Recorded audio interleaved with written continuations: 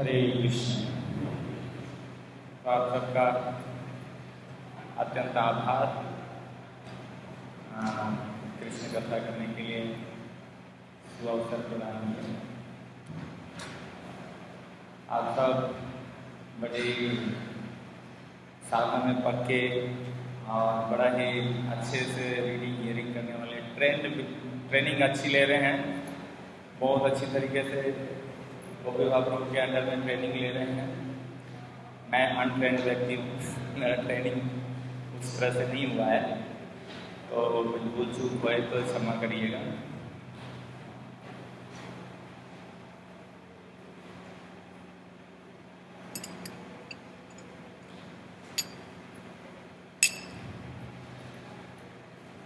जय राधा माधव कुंज बिहारी,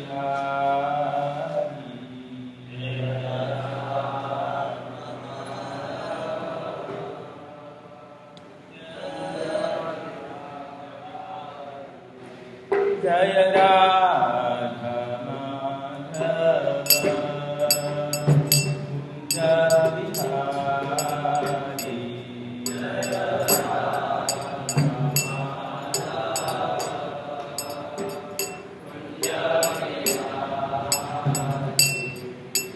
गोपी जन वल्लभ गिरिवरधारी,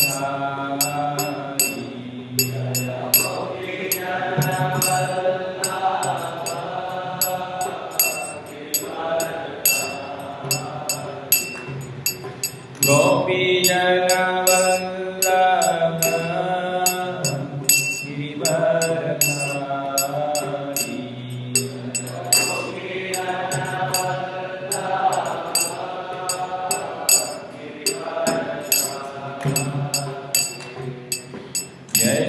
यशोदानन्दन व्रज जननन्दन,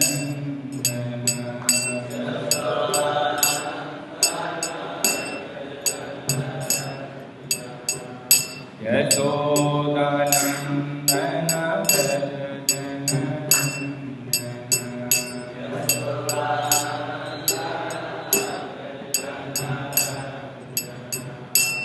यमुना तीर वनचारी,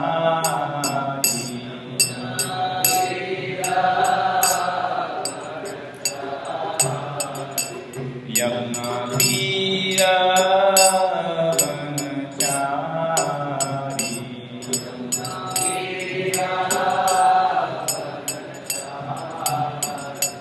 जय राधा माधव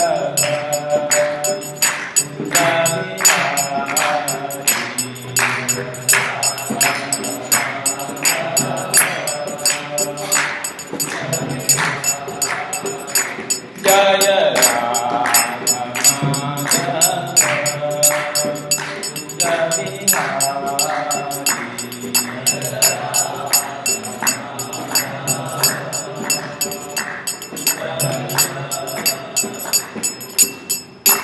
हरे कृष्णा कृष्ण कृष्णा हरे हरे, हरे राम राम राम हरे हरे, हरे कृष्णा कृष्ण कृष्ण हरे Ram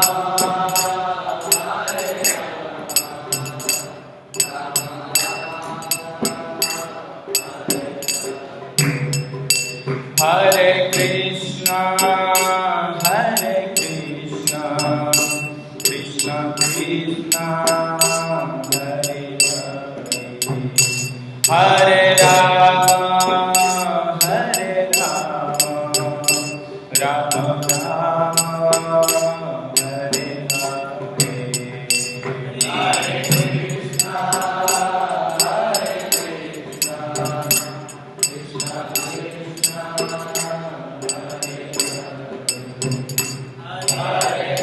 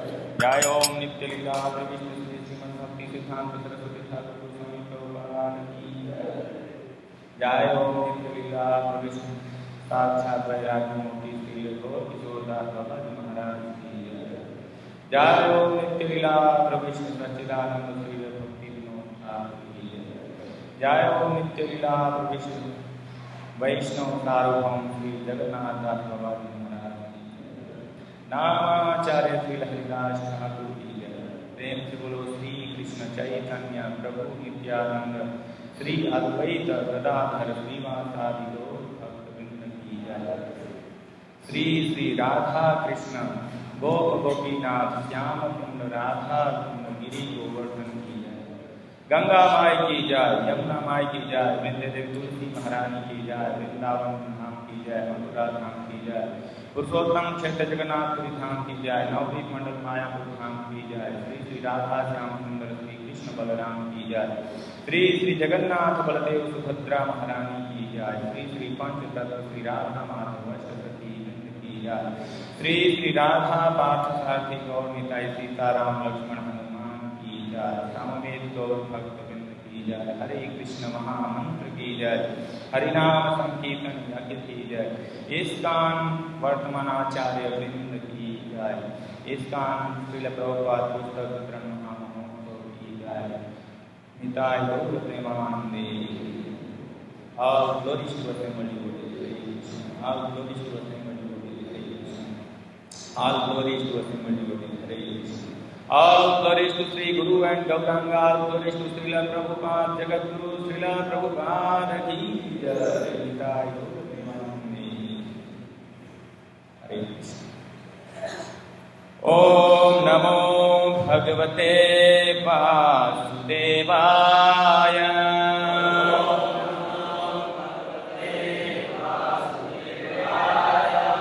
Om Namo Bhagavate Vasudevaya.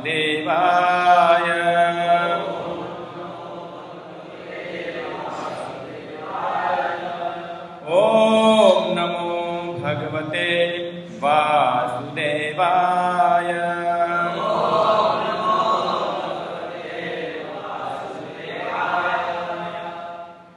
अन्तर्बहिश्चाखिललोकपालकैः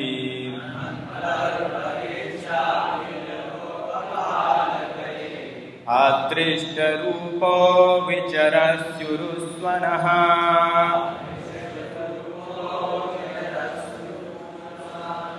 स ईश्वरस्त्वं य इदं वसेन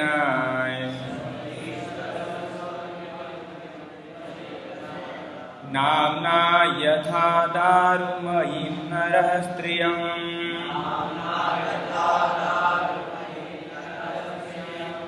अन्तर्बहिश्चाखिललोकपालकैः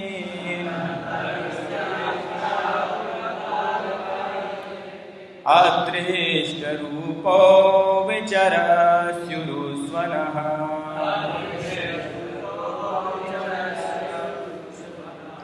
स ईश्वरस्त्वं य इदं वसेन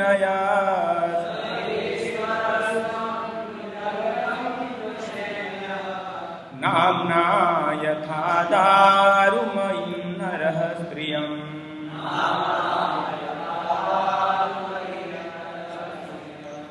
अन्तर्बहिश्चाखिललोकपालकैः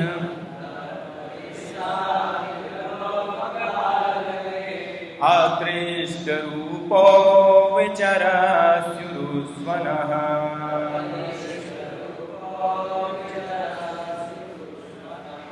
स ईश्वरस्त्वं य इदं वसेन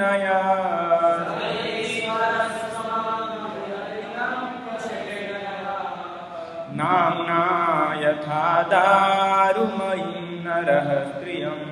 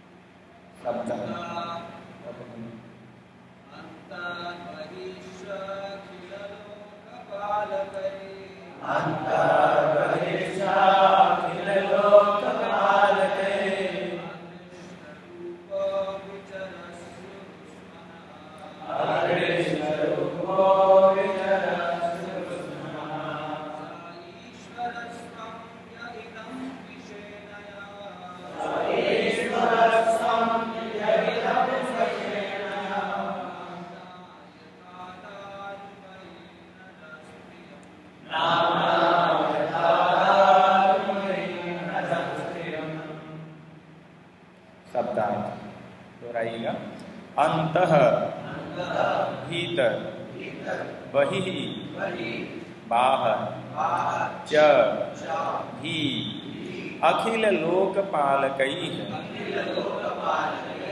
विभिन्न लोकों, समाजों, राज्यों आदि के नायकों द्वारा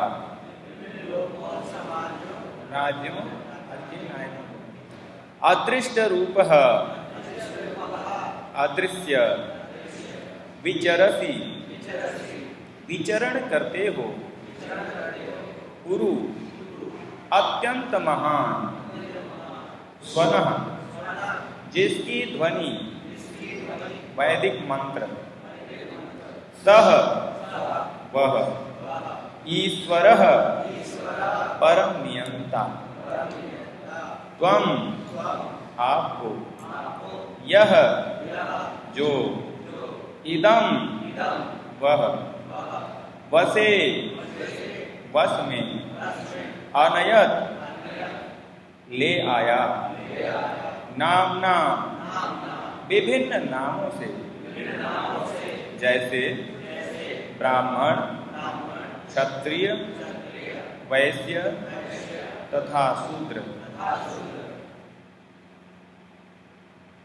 यथा ठीक वैसा ही दारुमयी काष्ठ की बनी नरह मनुष्य स्त्रियम उतली को अनुवाद तथा तात्पर्य श्रील प्रभुपाद जी के द्वारा जगत श्रील प्रभुपाद जी अनुवाद दोहराइएगा। हे ईश्वर, जिस प्रकार एक नटखट पुतलियों को तथा पति अपनी पत्नी को वश में रखता है, उसी प्रकार आप इस ब्रह्मांड की समस्त जीवात्माओं को, चाहे वे ब्राह्मण हों या क्षत्रिय वैश्य अथवा शूद्र, अपने वश में रखने वाले हैं। यद्यपि आप जन जन के हृदयों के भीतर परम साक्षी के रूप में और उनके बाहर भी निवास करते हैं, किंतु समाज, जाति तथा देश के तथा कथित नेता आपको समझ नहीं पाते।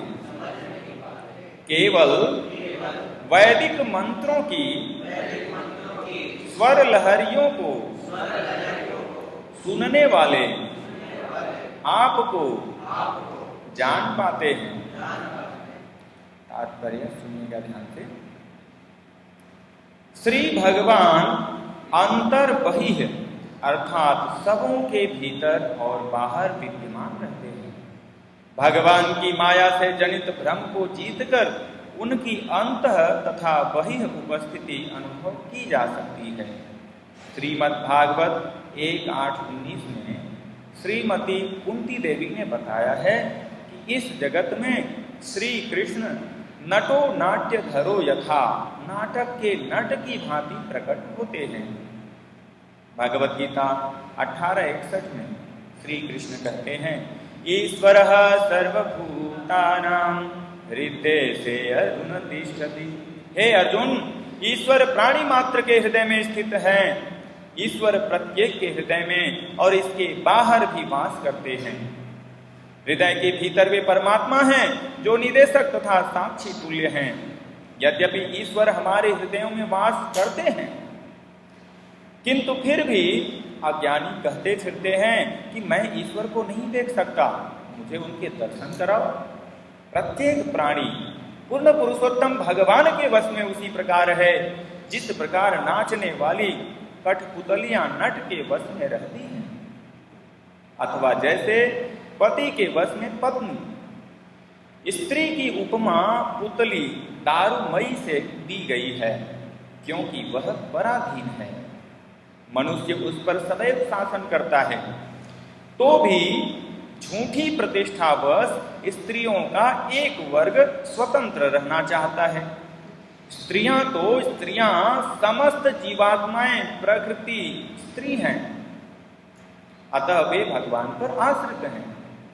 जैसा कि श्री कृष्ण ने भगवत गीता में स्वयं कहा है, अपरियमितस्त्वन्याम् प्रकृतिम विद्धि में पराम। जीवात्मा कभी भी स्वतंत्र नहीं है, सभी दशाओं में वह भगवान की कृपा पर आश्रित है। भगवान ने मानव समाज को ब्राह्मण, क्षत्रिय, वैश्य तथा शूद्र इन वर्णों में विभाजित किया और आदेश दिया कि अपने अपने वर्णों के नियमों का पालन करें। इस प्रकार समाज के सभी सदस्य सदैव परम पुरुष के वश में रहते हैं। फिर भी कुछ मूर्ख लोग ईश्वर की सत्ता को नकारते हैं। आत्म साक्षात्कार का अर्थ है भगवान की तुलना में अपनी अधीनस्थ स्थिति को समझना। जब मनुष्य को यह ज्ञान प्राप्त हो जाता है तो वह श्री भगवान की शरण ग्रहण करता है और माया के चंगुल से छुटकारा पा लेता है। दूसरे शब्दों में, जब तक मनुष्य भगवान के चरण कमलों में आत्मसमर्पण नहीं कर देता, तब तक माया उसे विभिन्न रूपों में वशीभूत करती रहेगी। इस भौतिक जगत में कोई इससे इनकार नहीं कर सकता कि वह वश में है। भगवान नारायण इस भौतिक जगत से परे हैं और वही सबको वश में रखते हैं। इस वैदिक मंत्र से इसकी पुष्टि होती है। एको हवै नारायण आसीत। मूर्ख लोग नारायण को सामान्य भौतिक जगत के धरातल पर मानते हैं। वे जीवात्मा की प्राकृतिक स्वाभाविक स्थिति से परिचित नहीं हैं, इसलिए वे दरिद्र नारायण, स्वामी नारायण या मिथ्या नारायण जैसे शब्द गढ़ लेते हैं। किंतु नारायण तो वास्तव में सबों के परम नियंता हैं। यही ज्ञान आत्म साक्षात्कार है। गुरुजनों से, भगवान से कृपा की आशा के लिए हम लोग मंगलाचरण करेंगे। ये दिव्य ज्ञान हम लोग अपनी भौतिक बुद्धि के आधार पर, भौतिक इंद्रियों के आधार पर न तो बोल सकते हैं न समझ सकते हैं। तो हम सब मंगलाचरण भगवान से प्रार्थना करते हुए, गुरुजनों की कृपा की आशा करते हुए करेंगे। ओम अज्ञानतिमिरान्धस्य ज्ञानाञ्जनशलाकया चक्षुरुन्मिलितं येन तस्मै श्रीगुरवे नमः। श्रीचैतन्यमनोभीष्टं स्थापितं येन भूतले स्वयं रूप कदा मह्यं ददाति स्वपदान्तिकम्। वन्देऽहं श्रीगुरौ श्रीयुतपदकमलं श्रीगुरुं वैष्णवंश्च श्रीरूपं साग्रजातं सहगणरघुनाथान्वितं तं सजीवं साद्वैतं सावधूतं परिजनसहितं कृष्णचैतन्यदेवं श्रीराधा कृष्णपादान् सहगणललिता श्रीविशाखान्वितांश्च।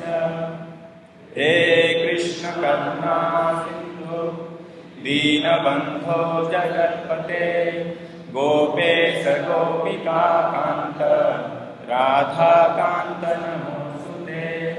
तप्त काञ्चन गौराङ्गी राधे वृन्दावनेश्वरी वृषभानुसुते देवी प्रणमामि हरिप्रिये।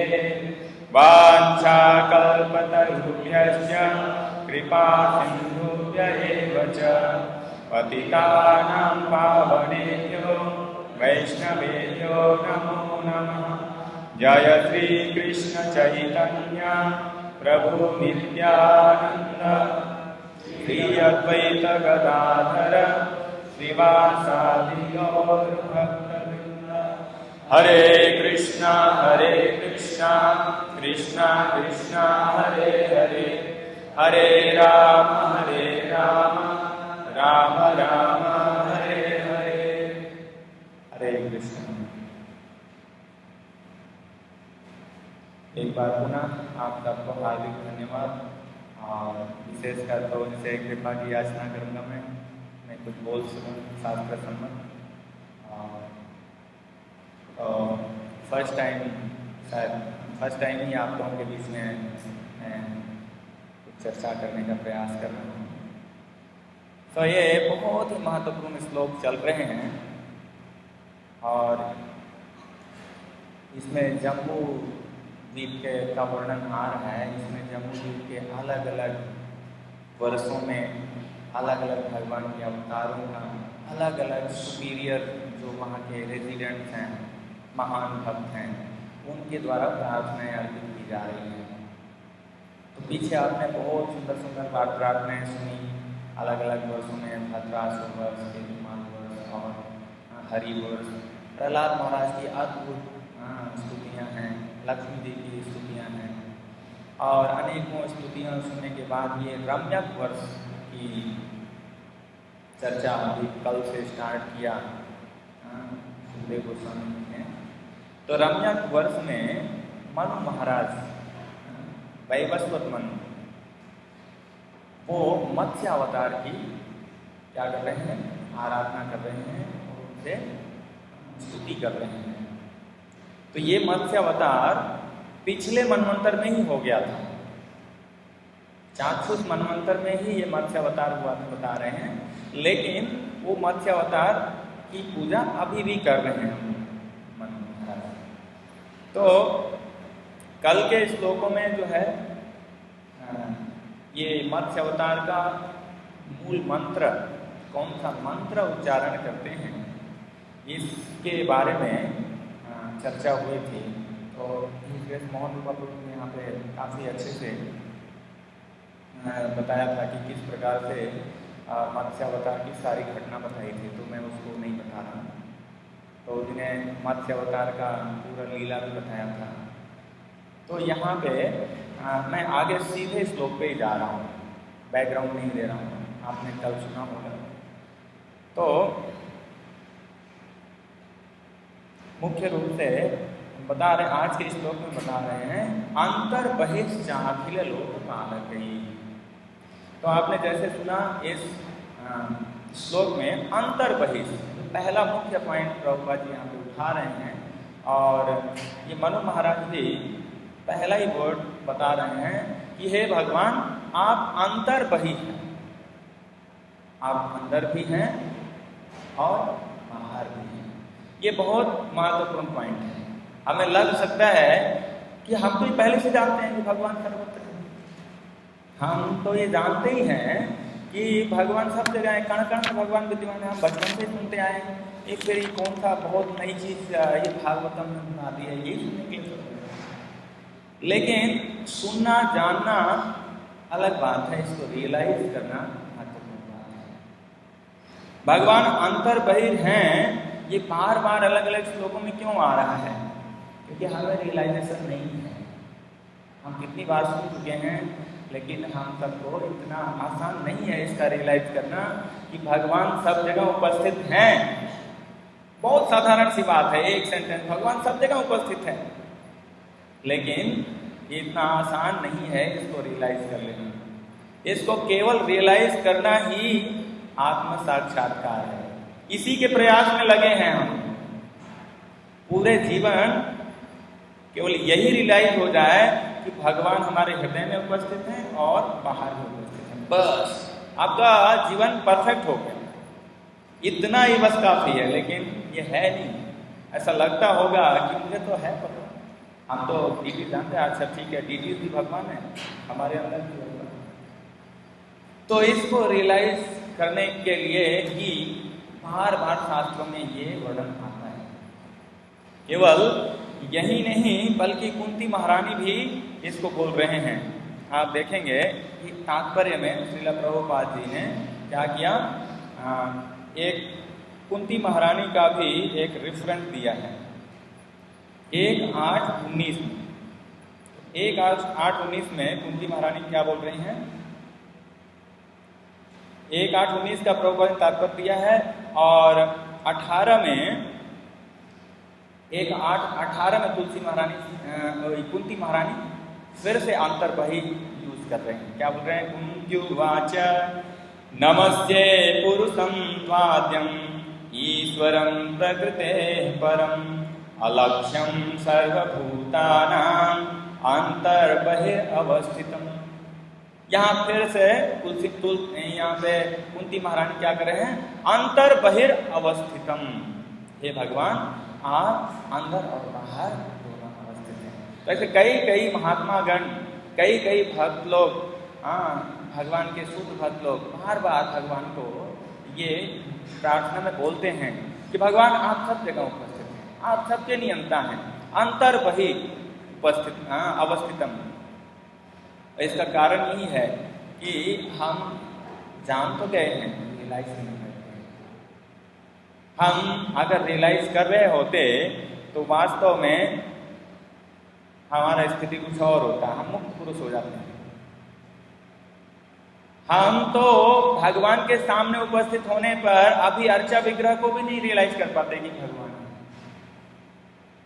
सोचो अगर हम ये हमारे पास रियलाइजेशन आ जाता कि ये राधा पार्थसारथी भगवान ही हैं, प्रतिमा नाही तुम्ही साक्षात ब्रजेंद्र नंदन।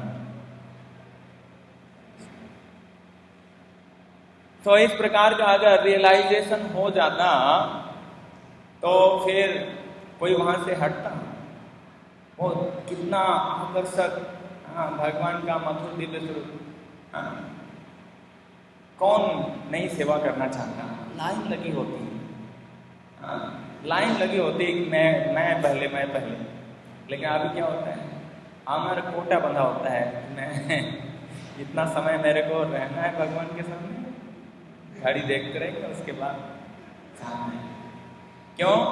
क्योंकि हमें अभी रियलाइजेशन नहीं है। तो अभी ये रियलाइज करना बहुत बड़ी बात है कि भगवान सब जगह उपस्थित हैं। भगवान आल्टर में भी है, भगवान आश्रम में भी है, भगवान हमारे हृदय में भी है। ये रियलाइज करना अपने आप में एक बहुत बड़ा अचीवमेंट है। एक बार एक गुरु जी अपने आश्रम में शिक्षा दे रहे थे, तो कई सारे शिष्य थे, उन्होंने यही शिक्षा दी कि भगवान सब जगह उपस्थित हैं, और उस शिक्षा का परीक्षा लेना चाहा कि कितना इनको ये पता चला। तो उन्होंने सबको मैंगो दिए, बोले ये आम ले जाओ आप लोग, ऐसी जगह खाना जहाँ कोई आपको देख नहीं पाए। अब सारे लोग लेके चल गए, तो सब बाकी शिष्य बड़े खुश रहते हैं कि बहुत अच्छी बात है, ये कौन सी बड़ी बात है। कोई जाके कमरे में छुप के खा लिया, कोई जंगल में निकल गया, कहीं पेड़ के नीचे छुप के खा लिया, कोई इधर उधर, सब ने कहीं ना कहीं जा कर के अपना स्थान खोज लिया। उसमें से एक शिष्य जो है वो लेके घूम रहा है मैंगो, जंगल में चले गए, सब जगह चले गए, जहाँ भी जाते हैं बोलते भगवान तो देख ही रहे हैं सब जगह। गुरु जी ने शिक्षा दिया कि अंतर्बही भगवान तो सब जगह है, अब मैं कहाँ खोजूं जहाँ भगवान नहीं है। तो सारे जो शिष्य है उनका मजाक उड़ा रहे हैं, कितना बुद्धू है यार, देखो इसको समझ ही नहीं आया कि कहाँ एकांत स्थान में कहीं जा कर के आ लें। सबसे बुद्धू बालक यही है। तो पूरे दिन तक वो भूखा रह गया बेचारा, कुछ खाया नहीं, और सारे लोग उपहास अलग से कर रहे हैं, तो सब लोग फटाफट खा लिए। जब गुरु जी आते हैं देखते हैं तो उसके हाथ में जब मैंगो देखते हैं, बोले बेटा क्या हुआ, तुमने मैंगो खाया नहीं? बोले गुरुजी आपने जो आज्ञा दी थी कि कोई भी ना देखे, लेकिन मैं तो जहां जहां गया वहां यही है, अंतर्बही सब जगह भगवान उपस्थित है। अब भगवान की नजरों से कैसे बचाएं हम अपने आप को? आप एक एक्सेप्शन दे दिए होते तो अब तक खा गया होता मैं। एक भी एक्सेप्शन दिया नहीं आपने। तो गुरुजी ने उसको गले से लगा लिया, बोले असली शिक्षा का जो हृदयंगम आपने किया है वो ये वास्तविक आपका अनुभूति है, आपने रियलाइज किया है। तो इस प्रकार से अगर जो भक्त इस चीज को रियलाइज कर ले कि कृष्णा अंतर बहिर स्थित है, उसको फिर किसी सुपरविजन की आवश्यकता ही नहीं है, उसको फिर किसी और ट्रेनिंग की आवश्यकता नहीं है, उसको ये आवश्यकता नहीं है कि गोपी भाव लोग देख रहे हैं सतर्क हो जाओ, मत करो, या गुरु महाराज आ गए। अरे उसके लिए तो हर समय वो गुरुओं के गुरु, सबके गुरु साक्षात देख ही रहे हैं, दृष्टि दे रहे हैं। सोचो कि हमारे मोबाइल में एक सॉफ्टवेयर पड़ जाता है तो हम क्या करते हैं, सतर्क हो जाते हैं। कैमरा लग जाता है हमारे ऊपर तो हम सतर्क हो जाते हैं। हाँ, वो हमें रियलाइज है कि कैमरा ऊपर देख रहा है, वो हमें रियलाइज है कि सीनियर डिवोटीज मेरे को वॉच कर रहे हैं, लेकिन ये रियलाइज नहीं है कि कृष्णा भी वॉच कर रहे हैं, भगवान भी वॉच कर रहे हैं। अंतर बहि स्थितम, ये अंतर बहि अवस्थितम, ये रियलाइज नहीं है। ये रियलाइज हो गया तो यही सबसे बड़ी अचीवमेंट है, तब तो हम पूर्ण शरणागत हो ही जाएंगे। फिर तो कोई गलतियां होने की संभावना ही नहीं है, फिर तो कोई जो है बैड हैबिट्स का कोई प्रश्न ही नहीं होता, गुप्त बैड हैबिट्स का कोई प्रश्न नहीं होता, क्योंकि हर जगह ओपन किताब है। तो ये रियलाइज करना बहुत आवश्यक है। इसी में एक कथा आती है, तो सिर्फ सिद्धांत स्थापित करने के लिए बोल रहा हूँ, मुझे पता नहीं कौन शास्त्र से है या नहीं, कुछ भक्त लोग ऐसा बोलते हैं कि एक बार एक जो है शक्ति का उपासक थे और भगवान की भी पूजा करते थे, लेकिन वो किसी कारण से शक्ति के उपासक भी थे, दुर्गा की पूजा भी करते थे। तो भगवान का विग्रह वो ले आते हैं, दुर्गा माता का भी विग्रह ले आके रखते हैं और उनको पूजा अर्चना करते हैं। उसके ऊपर भगवान का श्री विग्रह रखा था, भगवान का भी पूजा करते थे। और जनरली क्या होता है कि बाहर सब देवी देवताओं को लोग एक जैसा ही मानते हैं, पूजा करते हैं। तो वो ले आए और दुर्गा को जो है, माता दुर्गा को आरती दिखाते हैं अगरबत्ती का, धूप का, और वो लगा देते हैं। और अचानक से उनकी दृष्टि पड़ी ऊपर कि ये मैं तो ऑफर किया है दुर्गा को, और ये धुआं तो जा रहा है ऊपर, जो भगवान बैठे हैं उनके पास भी जा रहा है। तो उसने सोचा ये इनको हटा देते हैं, मैं तो अभी दुर्गा पूजा करती हूँ, इनको ये धुआं नहीं देना चाहिए। तो जैसे ही वो भगवान के विग्रह को हटाने का प्रयास करते हैं, भगवान उनका हाथ पकड़ लेते हैं। तो क्यों? बोले अभी तक तुमने जितने समय हमारी पूजा की थी ना, वो मूर्ति मान के किया था, आज पहली बार तुमने मेरे को एक पर्सन की तरह ट्रीट किया है, ये धुआं मेरे को जा रहा है। तो भगवान इसलिए उनको रेसिप्रोकेट करते हैं। तो ये दृढ़ विश्वास कि भगवान एक पर्सन है और वो सब जगह उपस्थित है, वो सारी चीजें देख सकते हैं, वो स्वीकार कर सकते हैं, इस भावना को सुदृढ़ करना ही हमारे जीवन का जो है ये उद्देश्य है। जब तक ये भावना सुदृढ़ नहीं होएगी, कैसे प्रेम करेंगे भगवान? बात की बातें तो जो बहुत सारे रस और दुनिया भर की बातें तो बाद में वो शुरू होती है, पहले इस विश्वास तो हो कि भगवान उपस्थित हैं, भगवान का अस्तित्व है।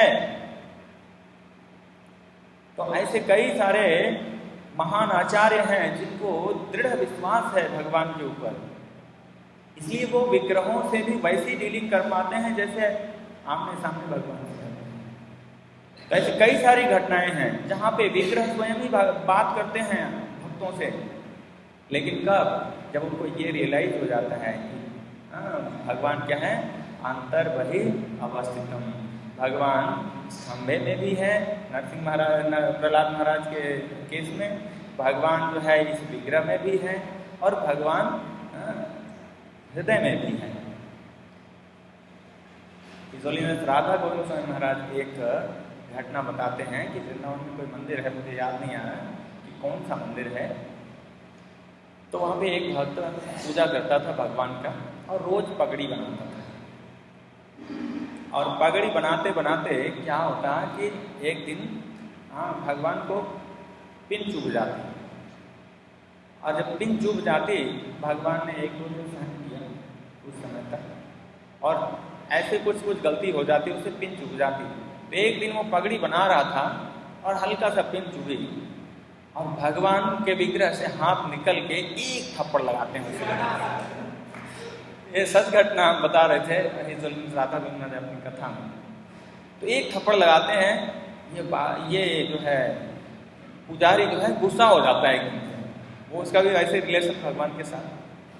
पुजारी गुस्सा हो जाता है और सेवा छोड़ के चल देता है। बोले कि एक तो दिन रात सेवा में लगा रहता हूँ, अकेले ही हूँ, कोई हेल्प करने वाला नहीं, ऊपर से ये थप्पड़ भी मार रहे हैं, कौन सेवा करेंगे, नहीं सेवा करेंगे। तो वो चला गया वहां से, और सेवा बंद कर दी। 3 दिन से भगवान को भोग नहीं लगाया, बोले नहीं करूँगा, गुस्सा हो गया भगवान से। 3 दिन के बाद जब गुरु जी आते देखते हैं कि विग्रह बड़े मुरझाए लग रहे हैं, क्या बात है, और उस वक्त वो भी खुश नहीं है, वो भी मुरझाए हुए हैं। तो बुलाते हैं, तो वो जो गुरु जी थे वो भी काफ़ी उन्नत भक्त थे। तो उन्होंने विग्रह से पूछा कि क्या बात है, बड़े ही मतलब मुरझाए हुए चेहरे लग रहे हैं आपके, कुछ प्रसन्नता नहीं दिख रही। तो उन्होंने उनको बताया कि आपका ये जो शिष्य सेवा में लगा गए हो, ये मेरी ठीक से सेवा नहीं कर रहे हैं, ये मेरे को 3 दिन से खाना नहीं दिया है, मुझे बहुत जोर की भूख है। ऐसा क्यों? तो उसको भी बुलाते हैं, शिष्य को भी बुलाते हैं। बोले क्या बात है, तुमने सेवा बंद कर दी है? बोले हाँ। बोले क्यों? वो सारी घटना बताए। बोले ये मेरे को थप्पड़ मारते हैं, इसलिए मैं भोग लगाना बंद कर दिया इनका। तो गुरु जी बोलते हैं कि ठीक है, तो वो ऐसा क्यों करते हैं? विग्रहों से सामने आमने सामने खड़ा करा के बात कर रहे हैं। तो विग्रह बोलते हैं ये मेरे को बार बार पिन चुभ होता है, जब भी पगड़ी बांधता है मेरे को पिन चुभ देता है। तो फिर गुरु जी बीच में समझौता कराते हैं। बोले ठीक है, अभी तुम पिन नहीं चुभोगे, इनको अच्छे से पगड़ी बनाओगे, और तुम अभी थप्पड़ नहीं मारोगे। तो दोबारा से सेवा पूरा होगी। तो यहाँ समझने वाली बात यह है, क्योंकि वो पुजारी भगवान को बिल्कुल पर्सनल समझ के सेवा करते थे, वो विग्रह समझ के नहीं सेवा करते थे। वो प्रतिमा नहीं तुम्हें साक्षात ब्रजेंद्र नंदन, इस भाव से सेवा करते थे, इसलिए भगवान भी रेसिप्रोकेट करते हैं। तो जब हम विग्रहों को साक्षात भगवान के रूप में स्वीकार करने का प्रयास करेंगे तो हमारा आकर्षण विग्रहों से स्वतः ही बढ़ेगा, और यही क्वालिफिकेशन है भगवान का रेसिप्रोकेशन प्राप्त होने का। जब भगवान को हम पत्थर जैसा या मूर्ति किसी की काठ की पुतली इस तरह से पूजा करेंगे तो भगवान उसी फॉर्म में बने रहेंगे हमेशा। तो वरिष्ठ वैष्णव लोग बताते हैं ये कि अगर भगवान को ये यथा माम प्रपद्यन्ते ताम तथैव भजामि हम, जितना दृढ़ विश्वास होगा कि ये स्वयं भगवान है, उतना वो स्वयं भगवान की तरह ट्रीट करेंगे, वो स्वयं भगवान की अनुभूति दिलाएंगे। और जितना हम नेग्लेक्ट करेंगे कि ये सामान्य रूप से किसी काठ पत्थर या फोटो फ्रेम है, तो वो जन्म जन्मांतर तक हमारे लिए वैसे ही रेसिप्रोकेट करेंगे, यस मैं काट ही हूँ, मैं तो पत्थर ही हूँ। तो ये बहुत आवश्यक है कि हम अंतर वही अवस्थितम पे काम करें। ये भगवान का ये जो रियलाइजेशन है, भगवान का ये स्वरूप है कि भगवान अंदर भी अवस्थित है और बाहर भी अवस्थित है, इस चीज़ को रियलाइज करने का प्रयास करें। और दूसरा पॉइंट इसी में ही बताया गया कि ये साधारण लोग इसको नहीं समझ सकते, चाहे कितने बड़े नेता हों, अभिनेता हों, चाहे कितने धनी हों, किसी भी परिस्थिति में कितना भी बड़े साइंटिस्ट हो, कितना भी ब्रेन का उपयोग कर लें, चाहे आइंस्टाइन क्यों ना हो, वो नहीं समझ सकते कि भगवान अंदर और बाहर दोनों उपस्थित हैं, वो नहीं रियलाइज कर सकते। बता रहे हैं इसी ट्रांसलेशन में। फिर कौन समझ सकते हैं? बोले केवल वैदिक मंत्रों की स्वर लहरियों को सुनने वाले आपको जान पाते हैं। तो केवल वैदिक स्वर लहरी, तो हमारे लिए वैदिक स्वर लहरी क्या है? वैदिक मंत्रों का स्वर लहरी क्या है? हरे कृष्णा कृष्णा कृष्णा हरे हरे, हरे राम राम राम हरे हरे। अब ये वैदिक मंत्र का जो स्वर लहरी है, अब ये सारा कुछ ये रियलाइजेशन डिपेंड कर गया किस पे? महामंत्र पे आ गया। तो अब हमें आर्टिफिशियली रियलाइज करने की जरूरत नहीं है।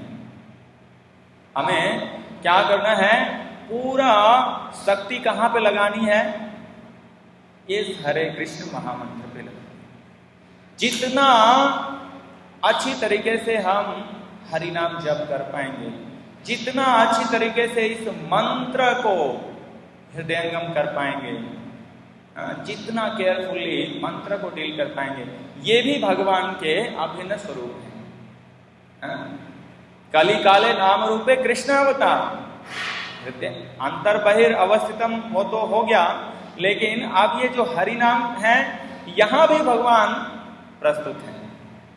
एब्सोल्यूट ट्रूथ इस मंत्र में ही निहित है, या मंत्र स्वयं ही एब्सोल्यूट ट्रूथ है, मंत्र स्वयं ही भगवान है।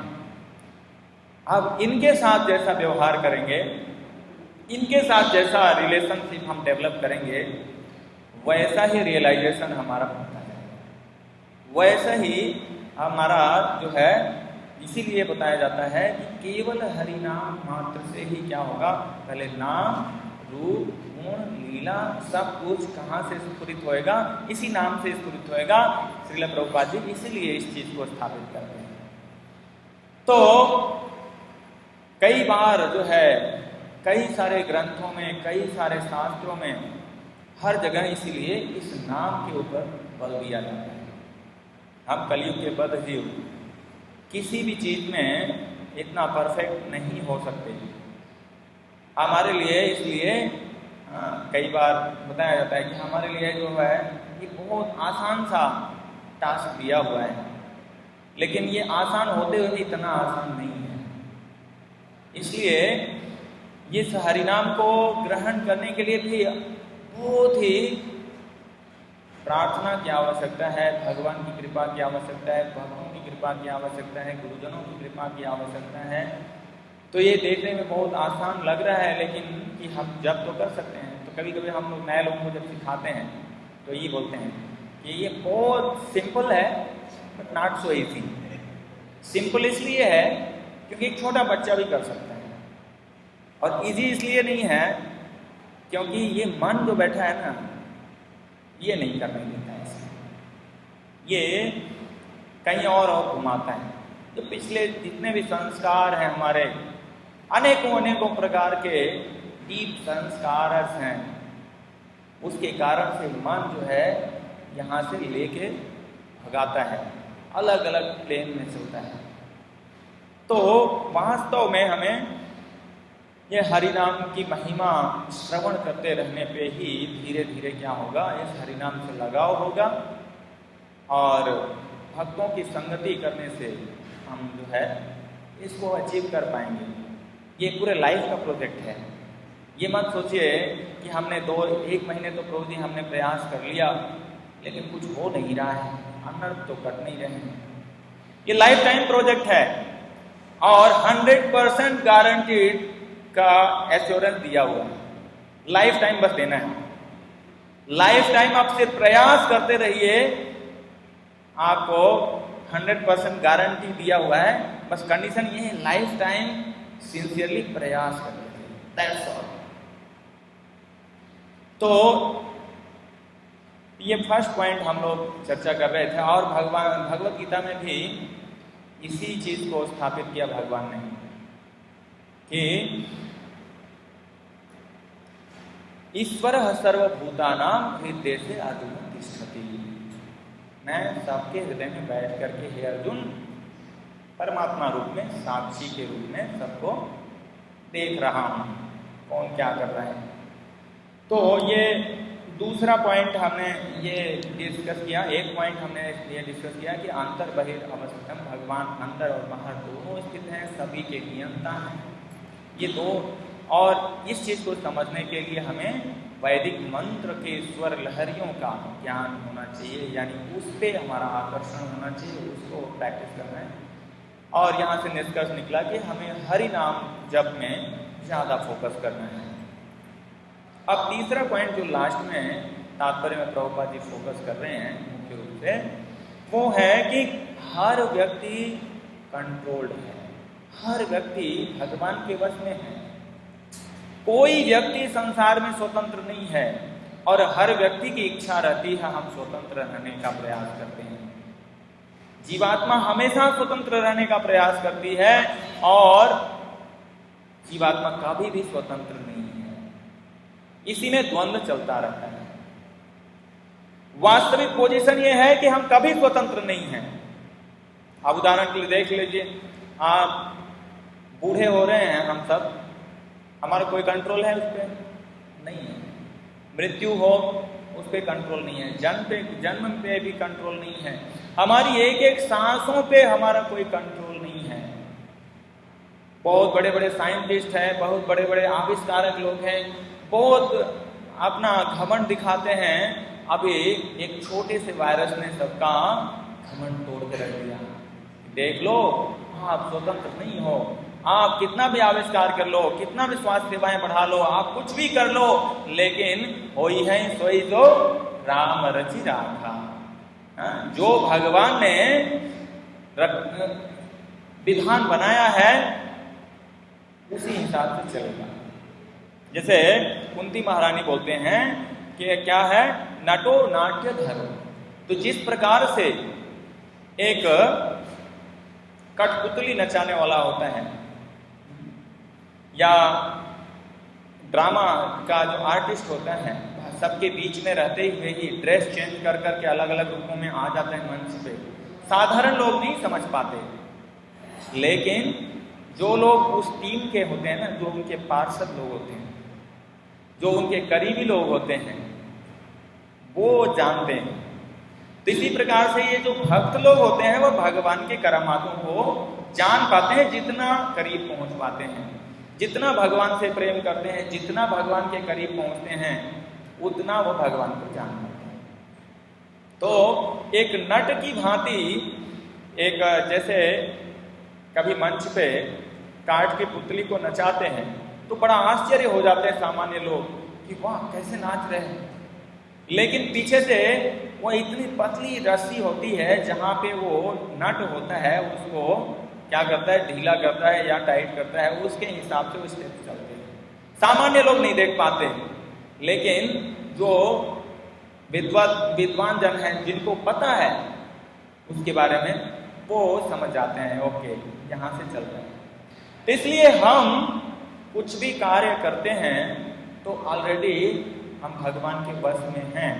थोड़ी सी माइन्यूट इंडिपेंडेंस दिया है, बस छोटा सा माइन्यूट इंडिपेंडेंस, वही हमारे लिए घातक बन गया। अब हमें पता है कि हम ऑलरेडी वश में हैं ही, स्वतंत्र हो नहीं सकते। छोटी सी रस्सी बांध दी है कि वहां तक जा सकते हो, इस घेरे तक। जैसे गाय को एक खूंटे से बांध दिया जाए रस्सी से, तो वो कुछ समय के लिए सोच सकती है कि वो स्वतंत्र है, और बड़ी तेजी से दौड़ के निकलना चाहे तो थोड़े समय के बाद फिर से नकलेल खींच लेता है उसको।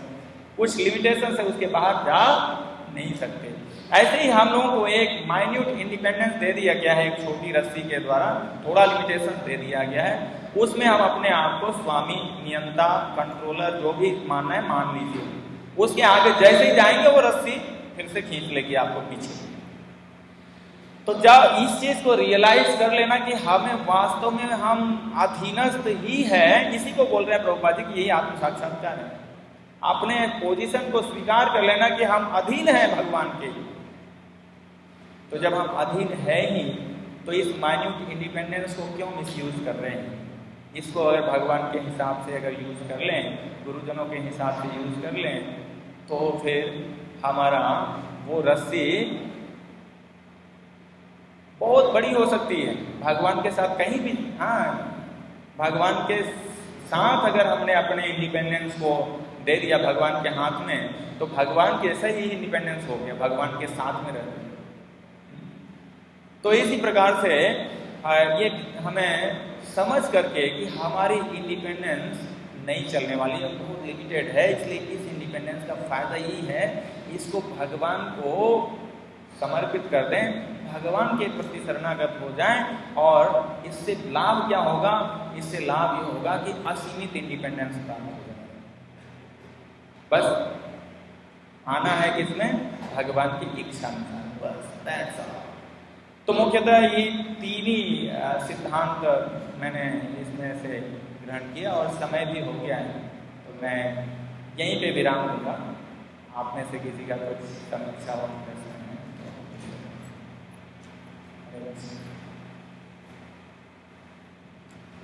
यस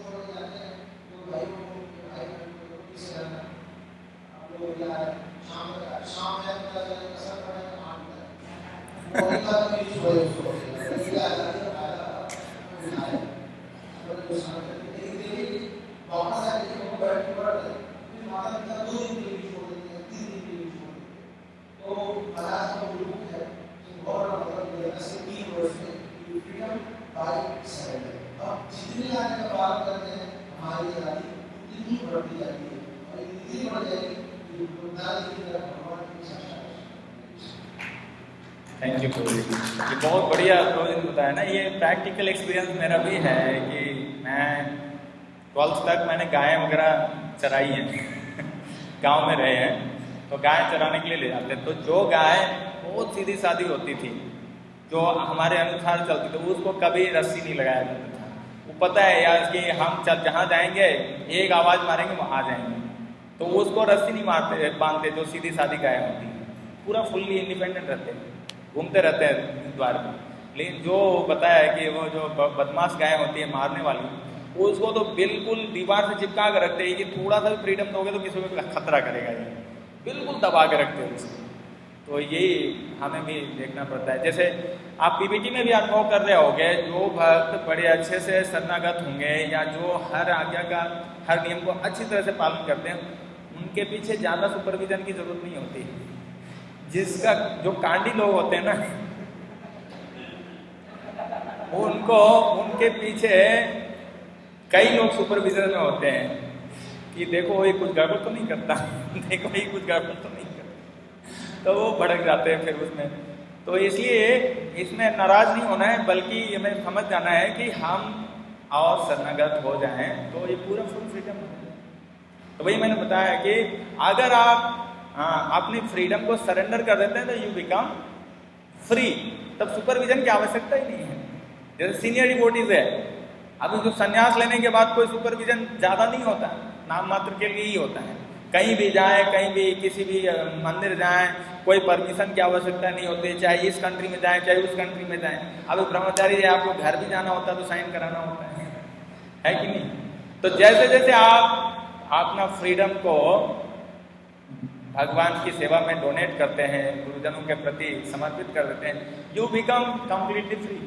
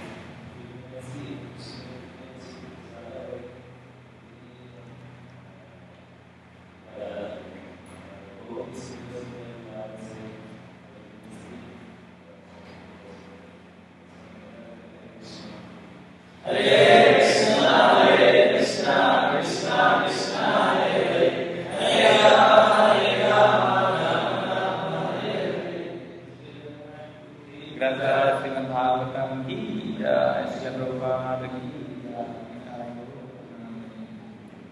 यू, बहुत बहुत धन्यवाद आप सबका, बड़े शांतिपूर्वक सहन किया। हरे कृष्ण।